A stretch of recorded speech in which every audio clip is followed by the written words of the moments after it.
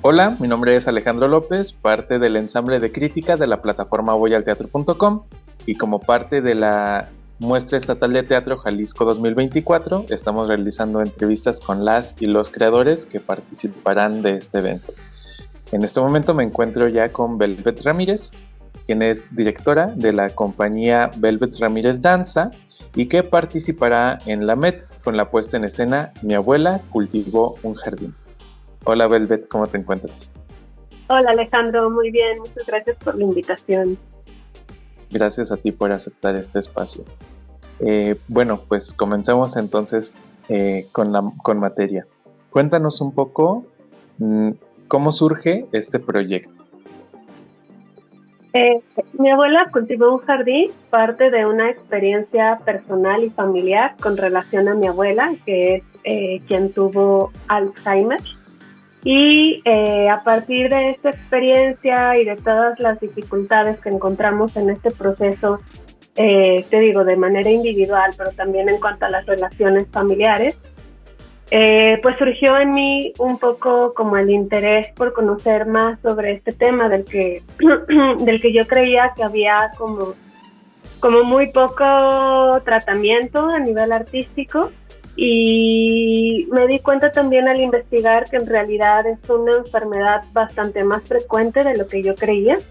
El Alzheimer es el tipo de demencia senil más común y solamente en México hay más de 1.300.000 personas que padecen esta enfermedad, ¿no? Entonces, pues desde esta experiencia surgió como este germen para crear una pieza pues escénica, que es a lo que me dedico, que abordara este tema y pues todas estas emociones que son suscitadas en torno a temas como la memoria, el olvido, vinculadas al Alzheimer, ¿no? Wow.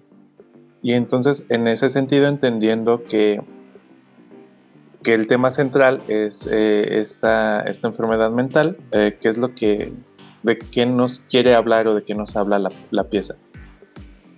Bueno, pues la pieza en realidad es una pieza escénica interdisciplinaria donde hacemos uso de diferentes lenguajes como el teatro documental, el teatro de máscaras, la danza, el video, bueno, la coreografía más allá de la danza, también con objetos, ¿no? En soportes visuales, audiovisuales, está la música también. Eh, Todo esto para abordar, como te decía, toda esta experiencia, pero mucho desde la parte emotiva. Eh, Mucho es cómo se siente perder a esta persona que tanto amas y que vas viendo cómo empieza a borrarte, así como se van borrando sus memorias, ¿no? Cómo empieza esta persona a perder sus rasgos, cómo empieza a dejar de ser quien es y pues cómo nos vinculamos a través con esas memorias de esa persona que ya no es.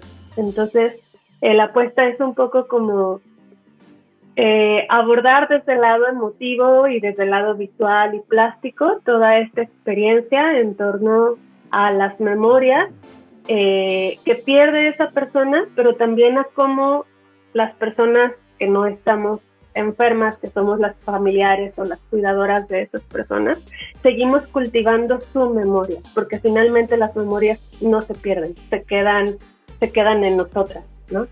Claro, muy, muy potente. Entonces, en ese sentido, digamos que no hay como una historia lineal que nos cuenta la pieza, ¿no? Sino que de forma más metafórica y se van como intercalando todos estos elementos que nos comentas, ¿no? La danza, la plástica. Y en ese sentido, ¿cuántas personas hay en escena? En escena solo estamos 2 personas. Estamos Héctor Aguilar haciendo la percusión en vivo y yo haciendo pues todo lo demás, la danza, el teatro, el coreocinema, ajá. Y bueno, quisiera platicarte un poquito también como sobre el proceso creativo para esta Sí, pieza. claro. Fue muy importante para este proceso que previamente hubieran existido 3 talleres o laboratorios de creación. Uno lo realicé con Betty Cruz, directora de Pájaro de Nube, con quien estuve abordando el cuerpo desde lenguajes de movimiento más vinculados a técnicas orientales como el Tai Chi, Qigong y bueno, al Buto, ¿no? La danza experimental. Entonces ella es una directora escénica también, digamos, yo estoy en la dirección general, pero ella dirigió una escena donde este es el material principal. Otro lo tuve con el Mosco, Luis Manuel Aguilar, con quien estuve trabajando mucho el teatro de máscaras, sobre todo. Y otro más lo tuve con Michelle Vox, que es quien está a cargo de los visuales, algunos hechos en vivo con circuito cerrado y otros pues previamente producidos, ¿no? Y antes de todo esto, tomé otro con Luisa Pardo, de Lagartijas Tiradas al Sol, sobre teatro documental, que es en realidad donde surgió esta primera idea de sí abordar el tema, pero desde la historia familiar. Entonces es como una complejidad de universos, de lenguajes, de materialidades que se fusionan y se juxtaponen unos encima de otros para crear esta puesta en escena, que pues, desde mi punto de vista por eso es como muy dinámica, ¿no? Es una puesta muy visual también. En ese sentido, ¿qué es lo que puede esperar el público para antes de ver su función? Creo que pueden esperar evocar las propias memorias, sus propias memorias, las memorias de sus abuelas o de sus abuelos también. Quizás desde esta plástica, pues encontrarse también con otras posibilidades que nos da el coriocinema, por ejemplo, el uso de la cámara que tenemos en el circuito cerrado nos permite, por un lado, guiar la mirada del espectador hacia como una dirección pues de esta mirada, ¿no? Desde la cámara. Puede ver también los 360 grados del escenario. Pueden también como ver amplificados los pequeños gestos que hay, por ejemplo, una coreografía con mis ojos, ¿no? Que se ve amplificada mediante una proyección del circuito cerrado o de las manos o de algunos objetos que tenemos.